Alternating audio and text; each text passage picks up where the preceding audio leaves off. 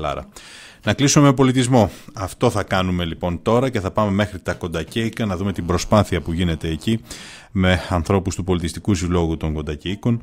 Στη τηλεφωνική μας γραμμή είναι ο μαθηματικός ο κύριος Γιώργος Βελονάκης που θα μας πει περισσότερα, ο οποίος είναι και γραμματέας αλλά και αντιπρόεδρος του Συλλόγου. Κύριε Βελονάκη, καλό μεσημέρι. Καλό μεσημέρι κύριε Στεφανάκη. Χαίρομαι που σας ακούω. Γραμματέας και αντιπρόεδρος στο Σύλλογο. Με έχουν ενημερώσει σωστά? Ναι, σωστά σε ενημερώσαμε. Πώς γίνεται αυτό τώρα, διπλοθεσίτη στην εποχή μας? Ναι, είδατε, τα παίρνουμε από παντού. Τι συμβαίνει? Λοιπόν, μάλλον τα προηγούμενα θέματα που άκουσα περιμένοντας τη γραμμή σας είναι μια θαυμάσια, να το πω έτσι λαϊκά, πάσα. Ναι. Για να πούμε τους σκοπούς που έχει αυτή η προσπάθεια. Καταρχάς δεν είμαστε σύλλογος, είμαστε τμήμα ενός ευρύτερου συλλόγου, του Αξίας Πυθαγόρας, του Αθλητικού Ψυχαγωγικού Συλλόγου Κοντακέικων. Αλλά η μόνη συνιστόσα που είχε μέχρι στιγμής ο σύλλογος και το χωριό μας ήταν η ποδοσφαιρική ομάδα, που είναι και η διαφήμιση του χωριού μας. Και τώρα επεκτείνεται και στον πολιτισμό τώρα, έτσι? Ναι, επεκτείνεται και στον πολιτισμό, διότι πολλοί άνθρωποι καθίσανε, σκεφτήκανε και είδαν ότι δεν περιμένουμε, παραδείγματος χάρη, να δούμε τι θα κάνει το κράτος για μας. Θέλουμε να δούμε τι θα κάνουμε εμείς για μας και πιο πολύ για τα παιδιά μας. Λοιπόν, καταρχάς την προηγούμενη Δευτέρα ορίστηκε μάλλον ένα πενταμελές συμβούλιο του τμήματό μας, που ο πρόεδρος του είναι ο Γιάννης ο Μελετίου, ο οποίος είναι ένας άνθρωπος που είναι χρόνια στα πολιτιστικά δρόμενα της άμμου. Βεβαίως. Γραμματέας και αντιπρόεδρος ορίστηκα να είμαι εγώ. Τα μία θα είναι η Βάσο Ισαράντο. Και μέλη θα είναι ο Δημήτρης Ακυπρέου, η Ρίγα Βαγγέλα και η Πόπη Τσιλήρη. Ναι. Όπως τα καταλάβατε και από τη σύνθεση, είμαστε οι άντρες ουσιαστικά και θέλουμε να είμαστε μειοψηφία για να δώσουμε τη σκητάλη στις γυναίκες, διότι αυτές έχουν πολύ ωραίες ιδέες και ελπίζουμε μέσα από το σύλλογό μας να υλοποιηθούν. Είτε άντρες είτε γυναίκες, το θέμα είναι η προσφορά του καθενός και αυτό έχει τη μεγαλύτερη σημασία. Μα δεν σημαίνει ότι εμείς, παραδείγματος χάρη, εμείς είμαστε μέλη του Διοικητικού Συμβουλίου, ότι εμείς αποφασίζουμε και διατάζουμε. Ο σκοπός που θα λειτουργήσει ο Σύλλογος είναι ως εξής: όποιος έχει κάποια ιδέα η οποία μπορεί να παράγει και να μεταλαμπαδεύσει πολιτισμό, μπορεί να έρθει, να μας εκθέσει και να του δώσουμε το χώρο και το βήμα την υλοποίηση. Λοιπόν, αναφέρω τις δράσεις που ήδη έχουν γίνει, γιατί δυστυχώς στην Ελλάδα αναφέρουμε τι θα γίνει. Εγώ θέλω να σας πω τι έχει γίνει ήδη. Έχουμε εξασφαλίσει μετά από άδεια του Αντιμάτου κ.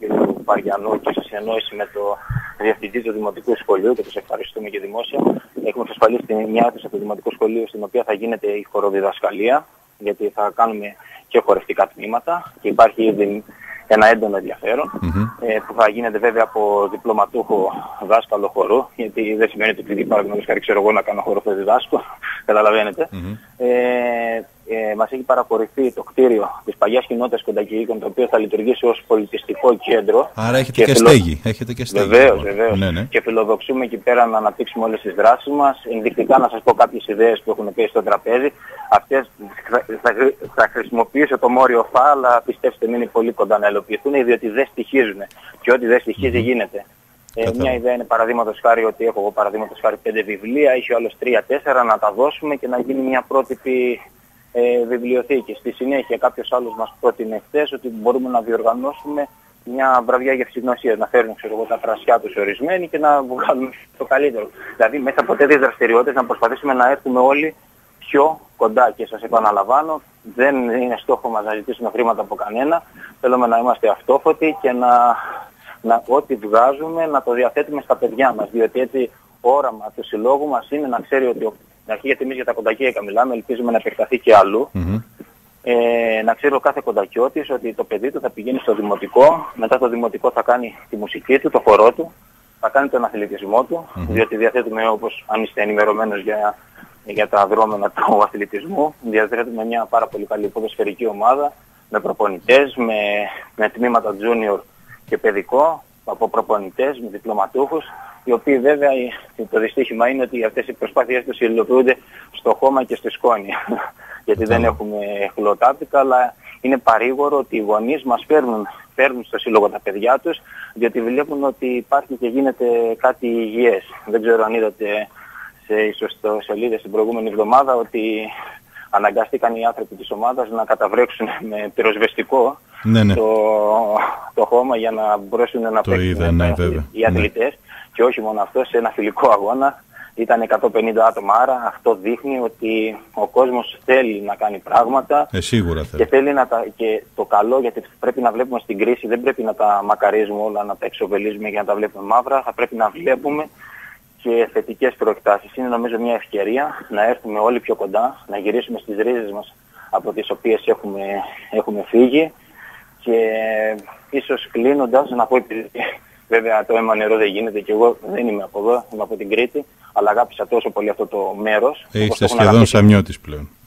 Νομίζω είμαι Σαμιώτης, Κρήτης προερχόμενος, αλλά υπάρχουν πάρα πολλοί που έχουν αγαπήσει αυτό το μέρος, το υπέροχο μέρος που λέγεται Σάμος, και έτσι πολύ δεικτικά θα σας πω ότι ακόμα και Πέτρες να πετάξει τα φυτρώσινα, απλώς πρέπει να το αγκαλιάσουμε και να το αναδείξουμε όλοι μαζί και να μην περιμένουμε τι θα κάνει. Λοιπόν, να κλείσω με στον τόπο μου λένε μια μαντινάδα που λέει ότι λαός υπό την παράδοση ξεχνά και δεν θυμάται, στο λίθαργο της λησμονιάς παντοκινά κοιμάται. Εμείς ελπίζουμε να ξυπνήσουμε συνειδήσεις και να κάνουμε κάτι καλό. Λοιπόν, κύριε Βελονάκη, ναι. Ξεκινάνε οι εγγραφές την Κυριακή, ναι. 11 η ώρα μετά την εκκλησία, διότι αυτό είναι και το καλό, και ο Πάτερ και ο ιερέας του αυτή χωριού, την Κυριακή, έτσι μεθαύριο. Ναι. Και ο ιερέας του χωριού και ο πρόεδρος του χωριού, όλοι, είναι αυτό που λέμε η ασχήση ενώση, δίνουν χώρο, βήμα, και μετά την εκκλησία όποιος θέλει θα μπορεί να εγγραφεί στην κοινότητα Κοντακεϊκών. Θα είναι εκεί πέρα μέλη του συλλόγου μας. Η τιμή εγγραφής θα είναι 5 ευρώ, θα είναι φάπαξ, δηλαδή δεν θα ξαναπληρώσει όποιος το κάνει. Και στα τμήματα, το πρώτο τμήμα που έχουμε ήδη, ενδιαφέρον για να δημιουργήσει τα χορευτικά, όποιος γραφεί θα είναι 10 ευρώ το άτομο, και βέβαια όποιος είναι από την ίδια οικογένεια θα κατεβαίνει, θα είναι στα 15 και ούτω καθεξής.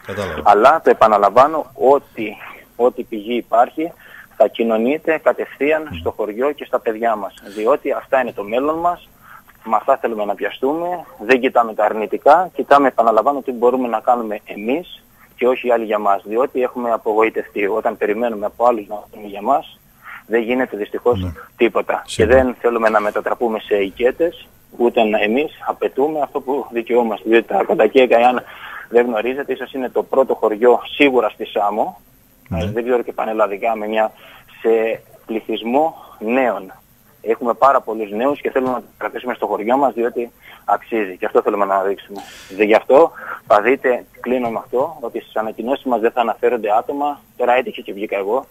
Μακάρι να μην είχαμε ούτε προέδρους ούτε μέλη. Να είμαστε καλά, κάποιοι πρέπει να μιλούν όμως. Κάποιοι πρέπει να εντάξει, απλώς ακούει ο κόσμος. Δεν θέλουμε να χρησιμοποιηθεί αυτό ως έδραν, ως προπομπός για αυτοπροβολή και αυτά. Απλώς είμαστε, όπως έλεγε και ο Μακρυγιάννης, στο εμείς.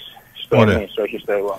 Κύριε Βελονάκη, σας ευχαριστώ πάρα πολύ για την επαφή και βέβαια καλή δύναμη σε όλους όσους συμμετέχουν σε αυτή την προσπάθεια. Σας ευχαριστώ και να σας ευχαριστήσω και δημόσια, διότι μας δίνετε ένα βήμα τόσο από το Ράδιο Αρμονία, όσο και επίσης να ευχαριστήσω και τον Νίκο τον Οικονόμου, συνεργάτη του Σαμιακού Βήματος, που θα δημοσιεύσουν δωρεάν στο Σαμιακό Βήμα την ανακοίνωση της ίδρυσης του συλλόγου μας, για να μπορέσει να εισακουστεί από περισσότερο κόσμο και να έρθει κοντά μας.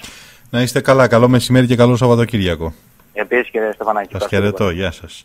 Αυτά από τον κύριο Γιώργο Βελονάκη. Πριν κλείσουμε εδώ να σας πω κάποια ευχάριστα, και όταν το ευχάριστα λέω με ειρωνικό τρόπο, επειδή συνεχώς ακούμε δηλώσεις Ευρωπαίων αξιωματούχων, μπαίνουμε, βγαίνουμε από την Ευρωζώνη, δεν τους αρέσει αυτά που κάνουμε ή τους αρέσουν αυτά που κάνουμε.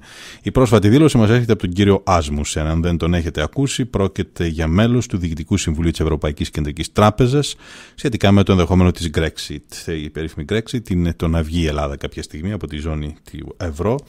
Ο κύριος λοιπόν Άσμουσεν μας λέει καλά λόγια. Λέει ότι είναι ακριβή η έξοδος της Ελλάδος από την ευρώ και για τη Γερμανία. Τι μας λέτε τώρα, σοβαρά? Λοιπόν, κάτι άλλο το οποίο ενδιαφέρει, είναι πολύ σοβαρό και σημαντικό. Ετοιμάζεται πλέον το Υπουργείο να προχωρήσει στη σύνδεση των ταμειακών μηχανών με την εφορία, και αυτό είναι μια πολύ σημαντική είδηση. Το κακό βέβαια είναι ότι για ακόμη μια φορά οι νέες ταμειακές μηχανές θα χρειαστούν οι επιχειρήσεις, και αυτό σημαίνει βαθιά το χέρι στην τσέπη.